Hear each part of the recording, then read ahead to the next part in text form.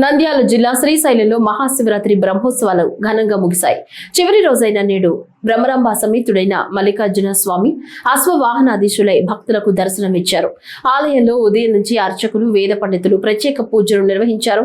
బ్రహ్మరాంబ సమేత మల్లికార్జున స్వామి అమ్మవారి ఉత్సవమూర్తులను అశ్వవాహనంలో ఆవహింపచేసి అర్చక స్వాములు వాహన పూజలు నిర్వహించి ప్రత్యేక హారతలిచ్చారు. అనంతరం శ్రీ స్వామి అమ్మవార్ల ఉత్సవమూర్తులను విద్యుత్ దీప కాంతుల నడుమ కన్నుల పండుగ ఆలయ ప్రదక్షిణలు గావించారు. అనంతరం ఈ మహాశివరాత్రి బ్రహ్మోత్సవాల్లో ముగింపులో భాగంగా ఆలయ ప్రాంగణం శ్రీ స్వామి అమ్మవార్లకు పుష్పోత్సవం జరిపించబడింది.